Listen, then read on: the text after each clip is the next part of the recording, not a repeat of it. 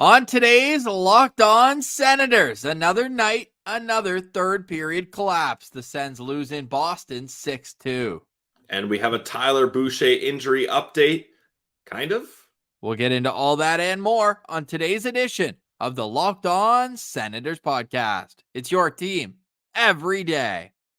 Your Locked On Senators, your daily podcast on the Ottawa Senators. Part of the Locked On Podcast Network. Your team every day.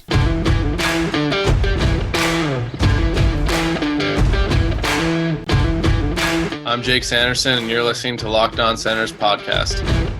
I'm Tim Stützle, and you're listening to the Locked On Senators podcast. Welcome inside episode 1006 of the Locked On Senators podcast. I'm Ross Levitan on the outskirts of enemy territory in Winnipeg, Manitoba.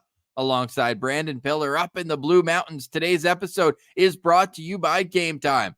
Download the Game Time app, create an account, and use code LOCKEDON for $20 off your first purchase. Concerts, sports, and more, it's Game Time. Code Locked On. Reminder, you can follow the show on social media. We're at Sens Central on Twitter, LockedOn.Senators on Instagram. The show is free and available on all podcast platforms, including on YouTube, where we say hello, thank you. A like, comment, and subscription go a long way to helping the show grow. Today is Wednesday, March 20th, and Pilsy, if these last two losses to Carolina and Boston, two top teams, taught me anything, it's that the Senators are that close and that far from competing against the NHL's best. Yeah, Ross, it's too bad you couldn't score games period by period, because there were a couple opportunities where the Sens looked good in both of those games. I mean, if you cut the games off at the second period, at the end of the second period, sure, the Ottawa Senators still lose both of those games. Respectably, though. That's what I'm saying. But at least they're only down by one goal. They're in it. They're right there. And then the third period comes along and they're completely out of gas. Like I feel like Jacques gotta pull out the stationary bikes and is like, we're doing 60 minutes on the Peloton, not half hour, not 40 minutes, 60 minutes on the bike. You got to have 60 minutes worth of game ready to go here. Like the Mark Kastelik, just get your gear back on after the game, swap out your practice jersey, and hit the ice. Yeah, maybe that's what needs to happen here, because the third period collapses up against Carolina, the game I was boots on the ground for 4 unanswered goals. That's absolutely sick. Yeah, it is. It is. And then last night up against Boston, they're down 3-2. Brady Tkachuk scores a goal with 2 seconds left to pull within 1. And then they allow 3 unanswered goals in the third period. So to household names, after Pastrnak completed his hat trick, Jesper Bokvist just makes Jacob Chychrun look like a turnstile at the roller coaster. What do you call it? At the amusement park. The turnstile keeps rolling. You know, it tries to get you, but you just push it and it goes. Yeah. And then Justin Brazeau, ECHL, AHLer. We actually talked about him a lot off air yesterday as a great story. Didn't need him to triple his career goal output, though, in one game. Yeah, 2 goals for him, and the second one was a beauty goal at that. So it's tough these days in Sensland. And it's not just like, it's easy to look at the goaltending when you allow 13 goals in 2 games until the wheels fell off. Like, he had no chance. I know, again, 18th time this season, Sens allow a goal in the first 2 shots. Nobody's stopping that. It was deflected. Pastrnak got his stick on it. That's up over the shoulder. If it had just gone in from the point, I was ready to just kind of like, okay, what are we doing here again? But you know what? That's fine. The breakaway, sure, he got a piece of it. You'd like him to stop it because he stayed with Pasta the whole way. But again, Timmy's pretty egregious turnover there. Chychrun's in the wrong spot too, and it's just a complete breakdown. And then once it got, I'd say after Pasta's third goal, just a backhander from the high slot goes in far side. And the whole team just fell apart, though. There weren't a whole lot of good performances, and we keep saying that, Pilsy, but it's like they're waiting to have their bad performances in the third period, because I felt like, especially, I mean, the second period, I know Ottawa had a 5-on-3 power play. They had 9 shots on goal during that 5-on-3. They hit the post twice. Yeah, Batherson from that rock star zone is pretty special, eh? Like he almost got one from right by the goal line again. Ottawa, but at the same time, during that 5-on-3, a lot of it was perimeter play. They didn't get the puck into the dirty areas that often, and that's kind of where you'd have a numbers advantage. If you're poking at pucks, you can collapse 3 guys, 4 guys in the mix, and the other team can't match with the numbers. But 9 shots on that power play, 23 shots in the second period. They outshot Boston 23-11. Pillsy, the other 2 periods combined, they had 9 shots. Yeah. They had 23 in the second period. Like, how is this the same team? They're so inconsistent. When they're good, they're great. And when they're bad, there's nobody worse, except maybe the trio at the bottom of the standings. Shout out Anaheim, San Jose, and Chicago. Oh, you mean the teams that are actively tanking and doing their best to be bad? Those teams are 5-1 against the Sens this year. Yeah, I was looking back through the schedule of with the one Sens. left, baby. Chicago in Ottawa. Feel the excitement. End of March. Thank goodness that game's in Ottawa. Oh boy. Why? That's our only blemish on your and I's boots on the ground record. Yeah, but the game when they play in Chicago, yeah, I can't handle that. I know. Well, 12-0-1 doesn't look as good as 12-0-0. No, it doesn't. It really There's doesn't. only 15 games left, and this team has zero identity. I think that's my biggest issue. Yeah, and that's the thing, Ross. I feel like if you're a team that's in the position that the Ottawa Senators are in right now, you can battle hard for 2 periods, but then I feel like just mentally, you're like, what's the point? We're already losing. We're not going to win this game. Even if we do win this game, it doesn't matter. Like, I feel like I made the joke about, cardio and getting on the bikes and being able to play a full 60. But honestly, I feel like it's more like a mental thing. Like everyone in that locker room is like,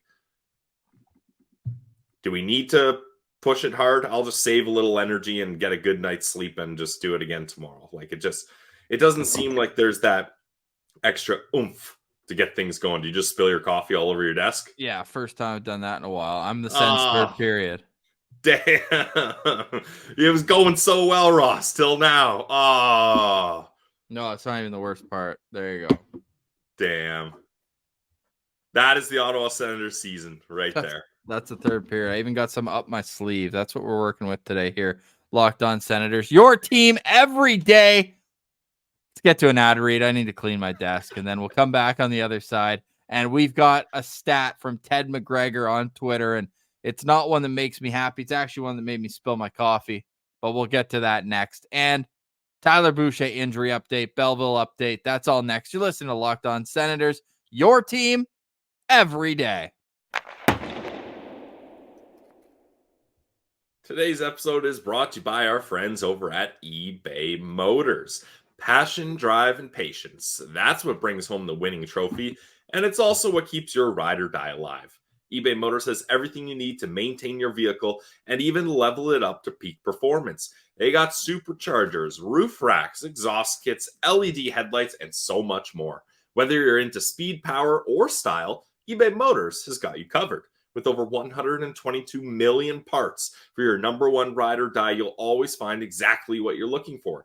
And with eBay's Guaranteed Fit, your part is guaranteed to fit your ride every time, or you get your money back. It's that simple. Because with eBay Motors, you're burning rubber, not burning cash. With all the parts you need, but at the prices you want, it's easy to turn your car into the MVP and bring home that W.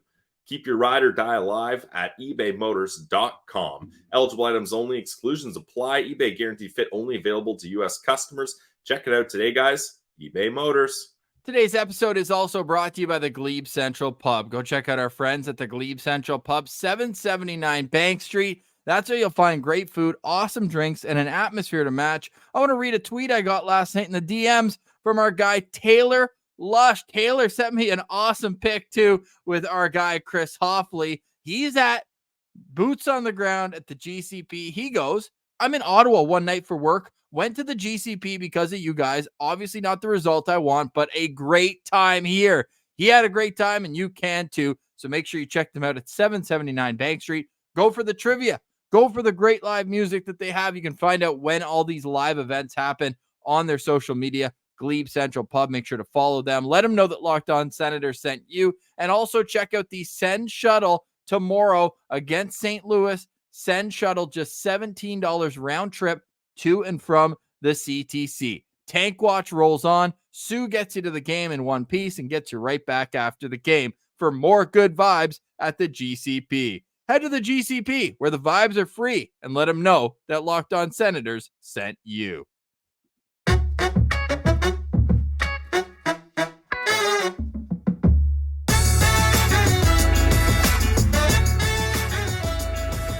All right, Pillsy. Feel like I'm hosting a live award show with my wardrobe changes, but somehow I got coffee up my sleeve. My sleeve. That's brutal. And for people just listening, Ross is the ultimate merch guy. He pulls off the Sens Central sweater.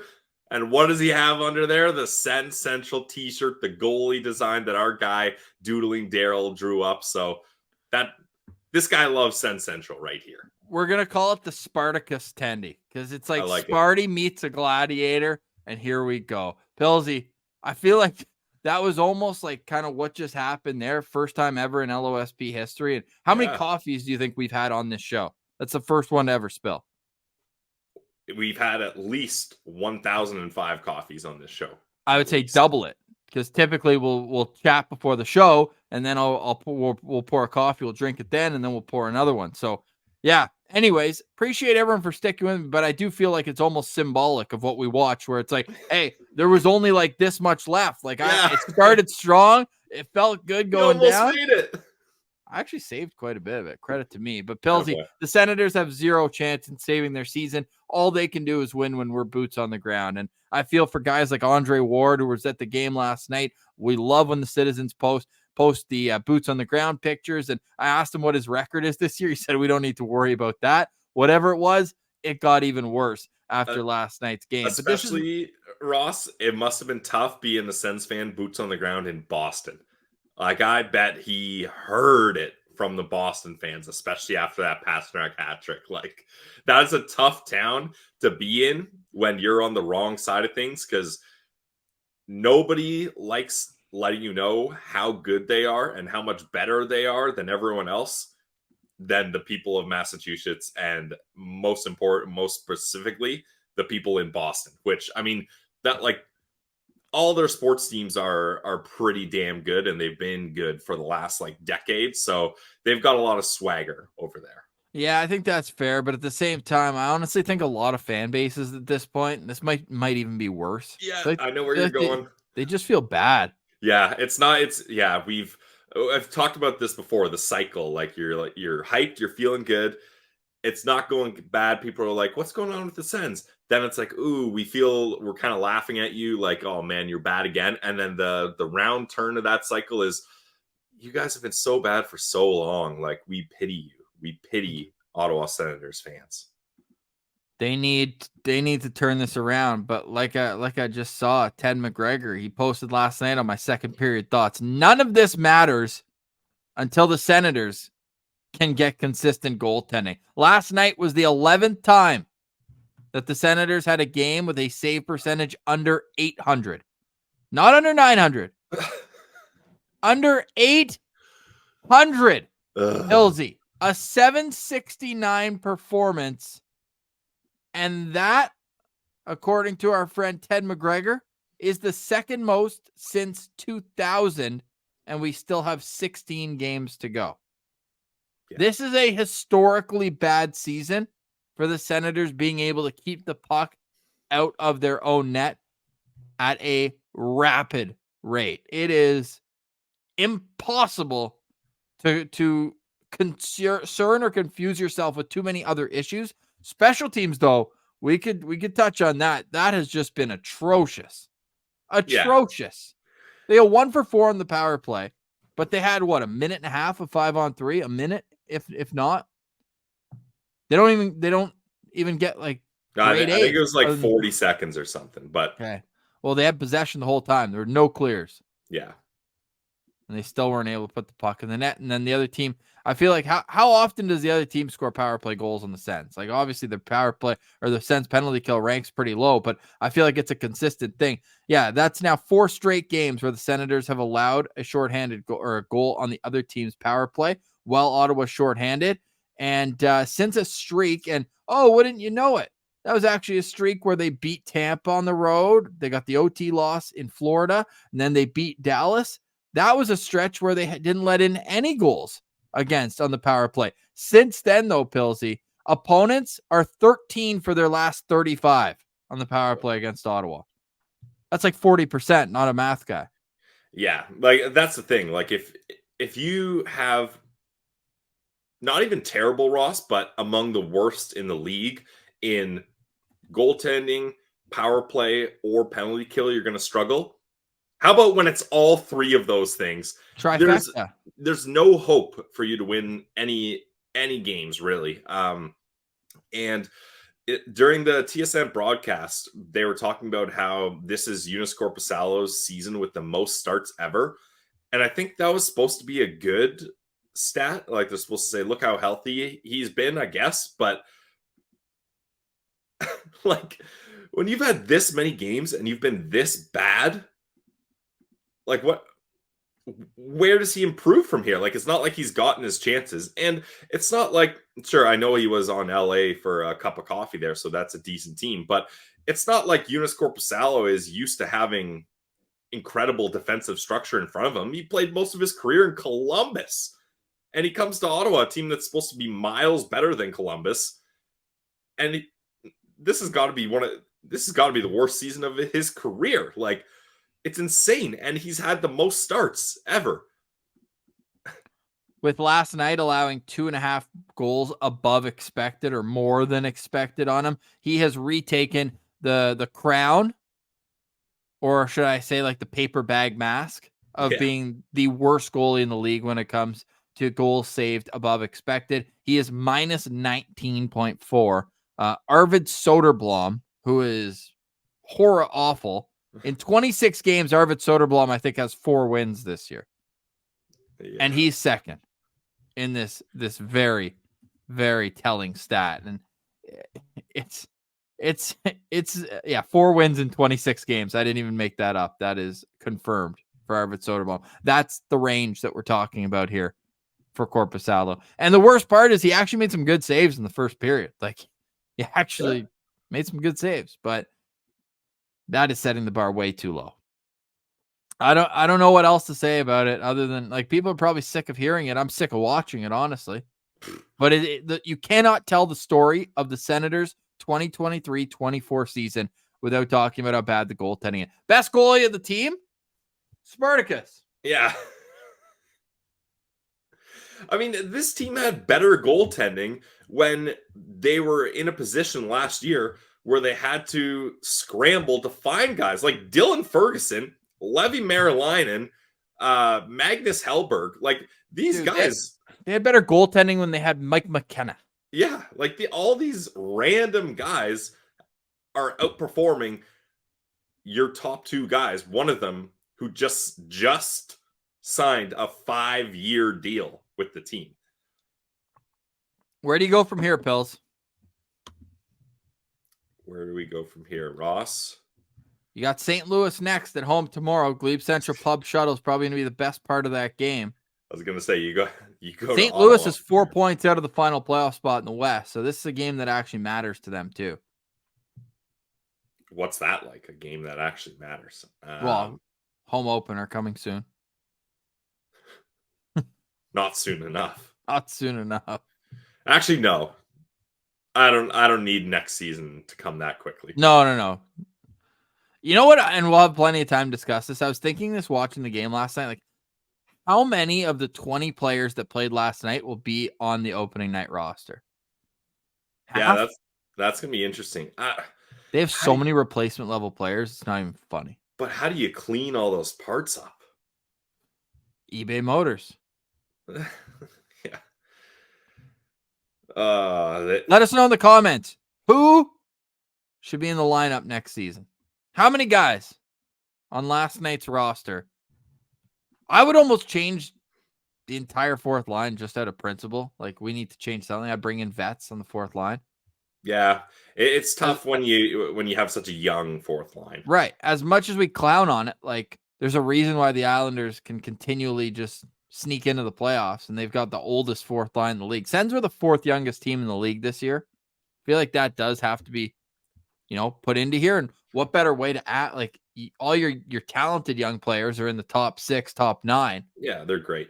And look, we didn't have huge expectations for him, but I think it's almost time to take Joseph off of the line with Timmy and Giroux. Who else goes there? Dude, he's been bad for the last stretch.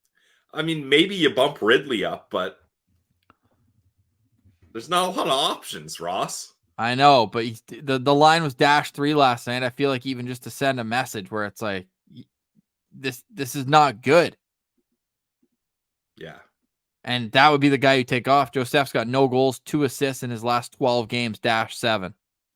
Yeah, and we haven't even really seen that burst of speed that often either, and the penalty killing for him hasn't been as good as it can be. So, yeah, I guess that's fair. But they're just running the same lines out over and over again. Like, it's the definition of insanity. Like, you have to at least change something. I guess, but I don't see how the only change you can make would be for the sake of change. Like, I don't see how you can optimize this lineup better. So here's a depressing stat as we head into a third segment where we're going to talk about something else. Even though they had that 3-game win streak, right, Pilsy? The Sens' last regulation win was almost a month ago because they beat Vegas in a shootout. True. Then they lost 7 in a row. Then they beat Pittsburgh in overtime, Columbus in a shootout, and the Islanders in overtime. February 22nd was their last regulation win this year. It's nuts. March 20th. It's been a month. I almost wish they had lost those 3 games they won in overtime in a shootout now. Because the tank is full throttle. We'll let you know what the range is because it's starting to shrink. We know what the range that the Senators will enter the draft lottery with. We'll get into that next. And the Belleville Sens posted a photo yesterday. Love the thought process behind the photo. They had players call renewing season ticket members, but I'm not sure if this one was meant to get out. We'll give you a Tyler Boucher sort of injury update next and let you know about what the tank watch is looking like heading in to Wednesday night action. That's all next. You're listening to Locked On Senators, your team every day. Today's episode is brought to you by our friends over at Game Time. Look, you shouldn't have to worry when you're buying tickets to your next big event. You should be hyped up about it, not stressed. So check out Game Time because it's the fast and easy way to buy tickets for all your sports, music, comedy, and theater near you with killer last-minute deals, all-in prices, views from your seat, and their best price guarantee. Game Time takes the guesswork out of buying tickets. Ross and I, some people might call it gambling. Some people might call it procrastinating, but we still have not bought our tickets to the game in Winnipeg versus the Ottawa Senators. Why? Most people will be like, what are you doing? You got to get those tickets. Make sure you have them. They're stressing out. It's getting closer to the event. Ross and I are sitting back and we're chill because we know that we've got Game Time. Because with Game Time, you can buy last minute tickets. They got flash deals, zone deals, and they make everything so easy. They got the lowest price guarantee, event cancellation protection, and more. Game Time is the only ticketing app that gives you peace of mind. You can see the view from your seat. They get all-in prices, so when you get to checkout, you're not like, whoa, this is not what I thought was happening here. And time is money, so you can buy tickets in seconds, 2 taps. That was 3, but you get the point. Not a math guy. 2 taps and you're in.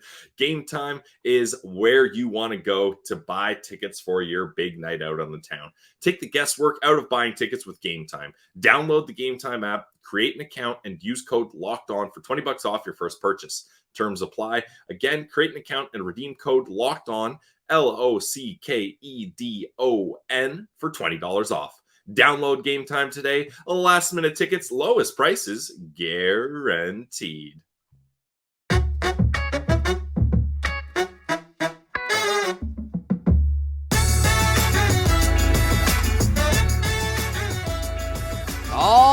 right, Pillsy. This music just doesn't hit the same after we have that to change our break music to represent losses and tanking. I need it to be just like horror music. Something like that. Yeah, like the Jaws theme song or something. Regrettably, we're back for more. No, I love doing this. It's almost turning in, as people were saying in the postcast. You crushed it last night in the postcast, Pillsy. And people were saying it's almost like a therapy group at this point because there's no team, maybe Pittsburgh, because they added Carlson and they were feeling good about themselves. They have one of the best players in the league in Sidney Crosby, generational talent. But other than Pittsburgh, who's going to finish in that no man's land, the Senators are the most disappointing team in the entire National Hockey League. Don't worry. At the end of the year, we'll pull up our hot takes at the start of the year. We'll pull those up. No. We'll look at them. No. But for now, we look at the tank. And tonight, our Tank Watch cheering guide, just one game that matters. Only 3 in the National Hockey League. One game that has tanking implications. You are cheering for the Arizona Coyotes on the road at plus 233 underdogs against the Dallas Stars. So go Yotes. Boy. We're going to be cheering for the Yotes quite a bit in these weeks to come because it's like right door to door. 61 points for Arizona and 60 points for Ottawa, but the Sens do have one one game in hand. You're cheering for the Yotes so much, you're traveling all the way to Arizona so that you can be there to cheer them in person at Mullet Arena. That is commitment to the Sens tank. That's just it. That's the only reason I'm going. Yeah.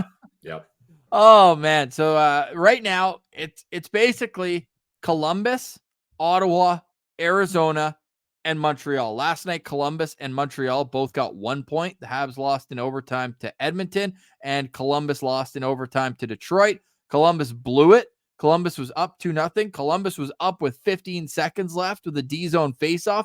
They blew it, Pillsy. They blew it for us, and very tough to watch. Patrick Kane, showtime in overtime. I'm not going to spin the wheel. Don't worry. This is just so people can see what we're rolling with here as we enter it. So basically, the Senators are going to be in position at the draft lottery to have odds anywhere between 9.5 and 6.5%. That's the range we're going to see for the Ottawa Senators. Columbus, Ottawa, Arizona, Montreal. No chance they get a top 3 and no chance they go 8th or below. Agreed. Yeah, they can't out-tank the masters in tanking in Anaheim, Chicago, and San Jose here, but I'd be happy with 9.5% chance, Ross. That's not too shabby.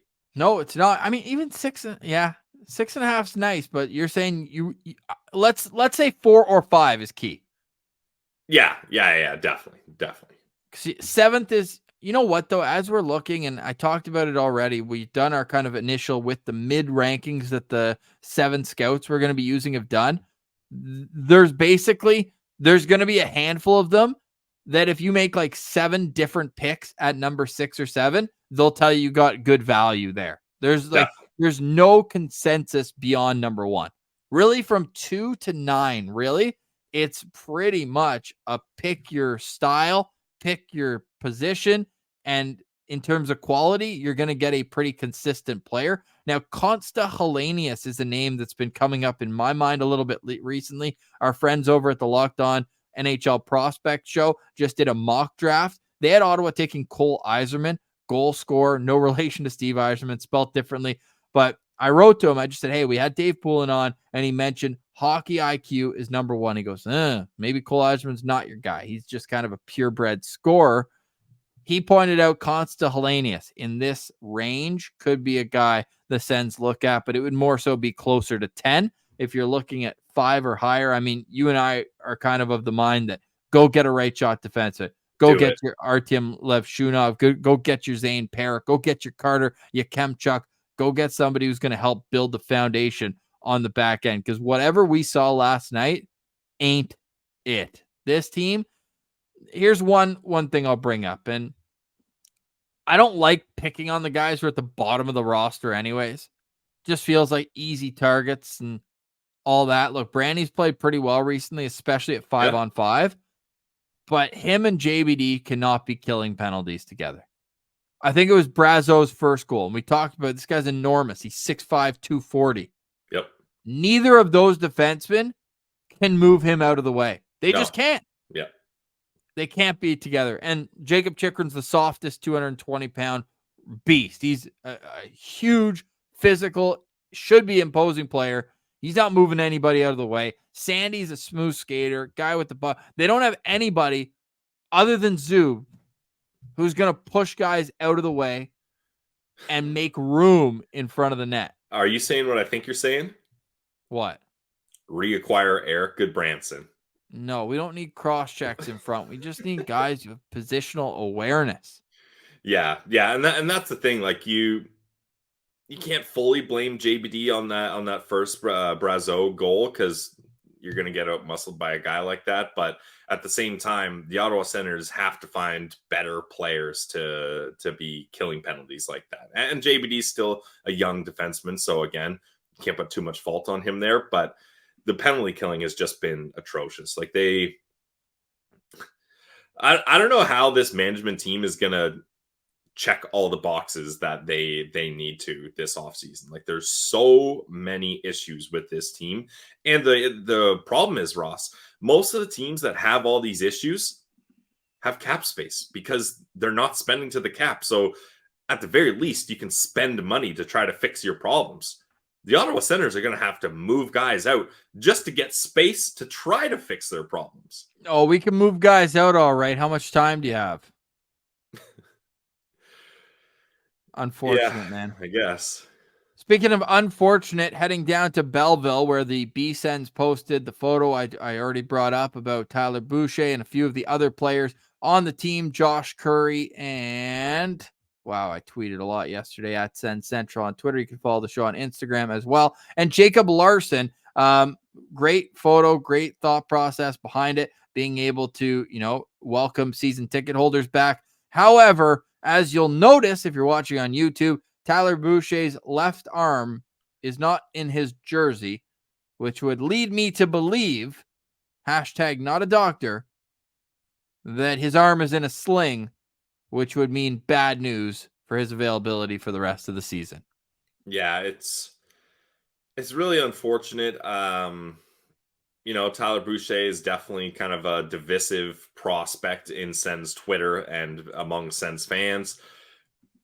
He's a good kid. He's been on our show multiple times. We're rooting for him, but it's just very weird that this is the biggest update we've had on him. It seems like his injuries are always kind of mysterious and we don't get a clear answer on what's going on there. And we still don't have an answer. The only thing we can do is look at this and be like, his arm's got to be in a sling under that jersey. Well, it's not amputated. Well, do we know that? We don't have any clarification on what it is, and it's got to be tough for him. There's a lot of pressure on him to perform, and he's not able to stay healthy, unfortunately, as a young player. And Belleville could really use a guy like him in a playoff push. I mean, we've talked about it. When he's healthy, he's that type of grinder guy that can provide offense, like a great kind of middle six guy that could be a real asset in a playoff series. But we have literally no clue what's going on with him, when he'll be back, what the injury is, or anything like that. And Belleville seems very tight-lipped about it. So it is kind of weird that they've been so secretive about this, and then they post pictures like this.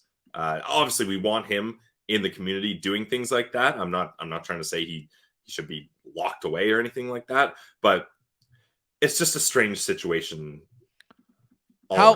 How much do you think it's obviously them trying to protect the player from maybe outside criticism or anything like that? Because, I mean, he got hurt at the World Juniors, came back and played, just a couple games, got hurt again, re-aggravated it at training camp, re-aggravated it again, missed up until almost January, comes back, plays 20 games straight, and then all of a sudden he gets hurt. It was kind of an innocuous play. Like, he didn't stay down on the ice. He went off, and then you just don't hear about him again.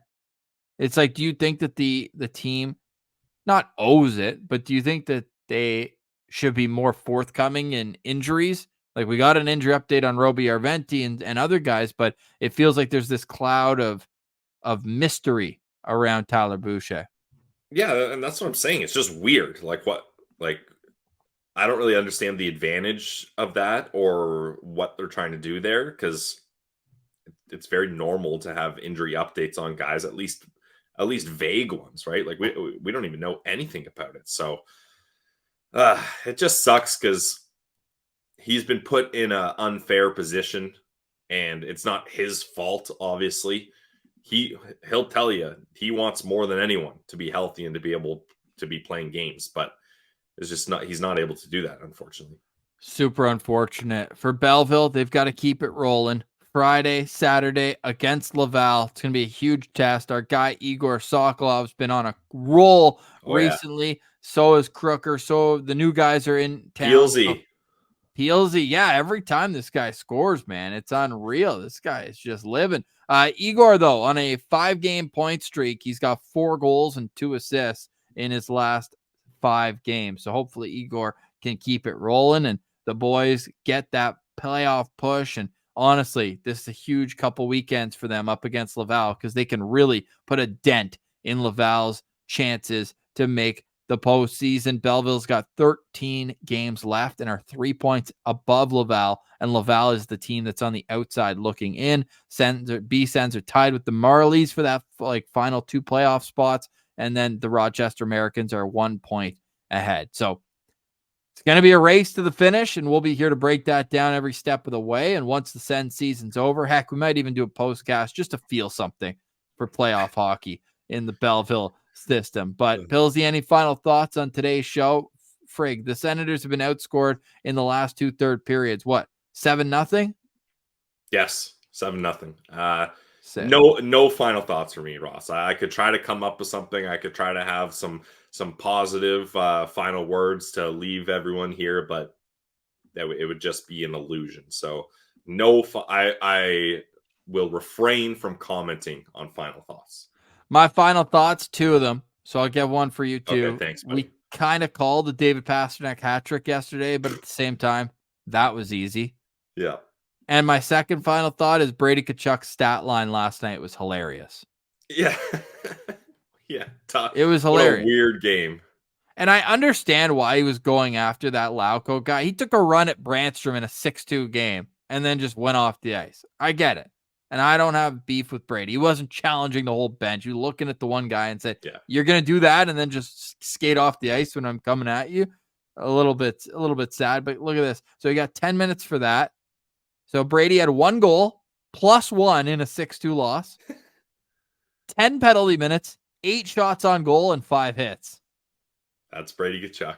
If you got hits and shots in your fantasy hockey league, you are laughing if you have Brady Tkachuk last night. Some people don't get that in a week for their whole team. At least in the combined for all that for one. I'm pretty sure Johnny Gaudreau only has 2 hits all season. Oh, amazing. All right. There's a laugh to finish off today's show. We'll be back tomorrow. It'll be an early drop episode, working on getting a citizen maybe. We'll get someone else's thoughts. We'll also have a game day preview. Sens taking on the St. Louis Blues. If you are heading to the game, make sure to get on the Glebe Central Pub shuttle, the Glebe Central Pub right in the heart of the Glebe at 779 Bank Street. For today, we say goodbye. Have a great day, everyone. For Brandon Piller, I'm Ross Levitan. This has been the Locked On Senators podcast, your team every day.